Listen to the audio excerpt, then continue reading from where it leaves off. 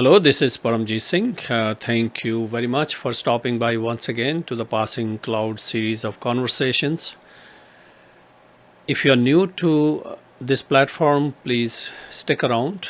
And if you find this conversation useful, subscribe, share, and like the video.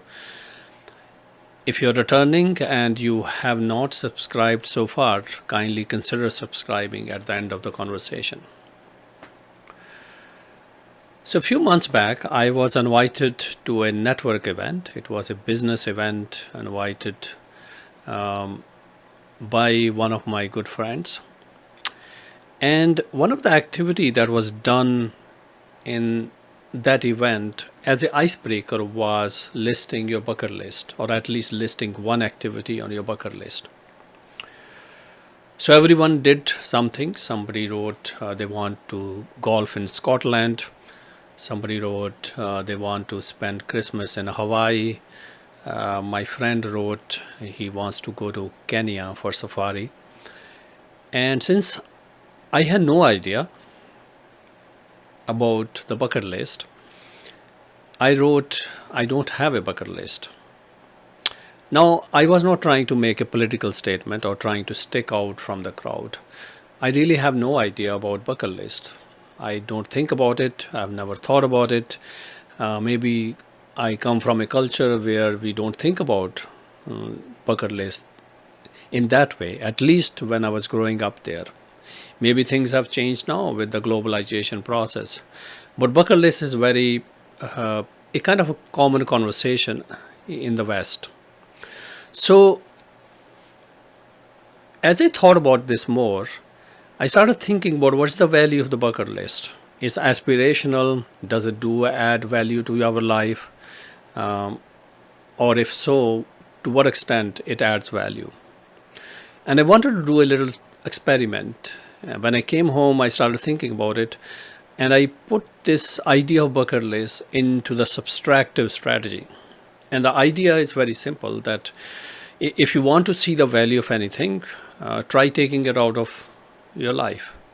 So if you don't do that, to what extent your life will be compromised, or the severity of that compromise. And when I started putting those things into that equation, it turns out it does not add that much value in the long term. It may in fact add a lot more value in the short term. It may become a conversation starter, a conversation taker during networking events, a bragging rights if you end up golfing in Scotland or spending Christmas in Hawaii.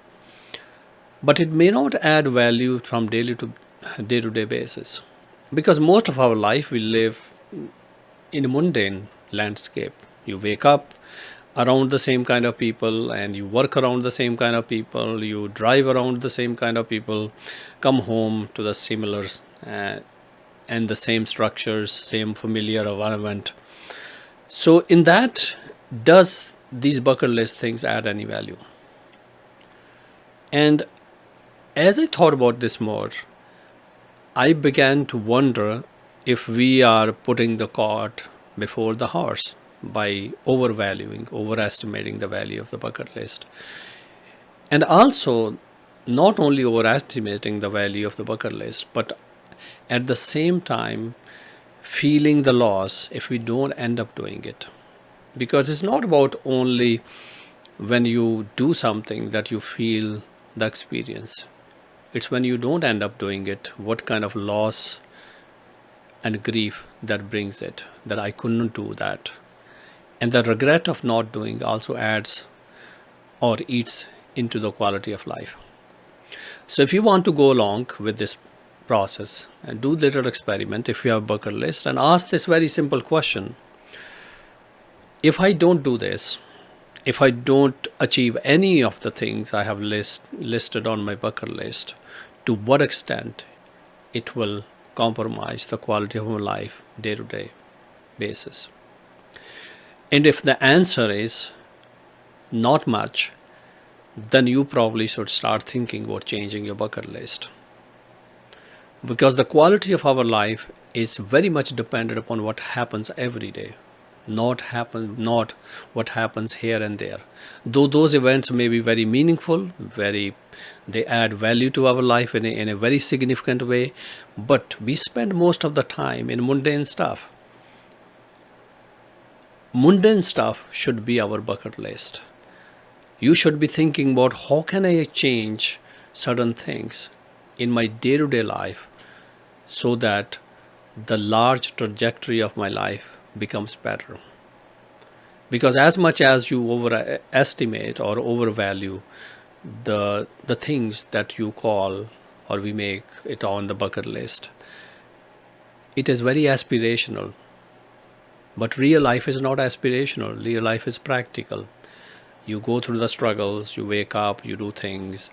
And if that is not taken care of, then regardless of how many items you can check off at your bucket list, the quality of life will be less than what you desired for. So, what I invite you through this conversation is to revisit your bucket list, put that bucket list to this subtractive via negative strategy, ask to what extent it is going to improve the quality of life beyond the normal short term bragging rights and conversation starters. And if you find it doesn't, then maybe you should have a different kind of list. And maybe that list should be more related to day living than you do it here and there. Because what happens here and there and what we do here and there may not have that significant impact on the quality of our daily life. So I invite you to do this experiment. Your answer may be different from mine, but my task here is not to tell you whether you should drop your bucket list or not. My task here is to invite you into the conversation to start thinking about the bucket list in a slightly different way. That maybe the bucket list is not one of things you have to do. Maybe the bucket list or the items on the bucket list should be the things you do every day and whether you do those well, so as to impact the quality of your life in a very, very significant way. Well, on that note, if you find this conversation useful, if it invited you into the conversation and reflection, kindly consider subscribing, sharing, liking, or adding to the conversation by leaving a comment here. Until next time, thank you very much for stopping by. Stay curious and reasonably non-judgmental. Bye for now. Please subscribe to the channel, like and share. Thank you.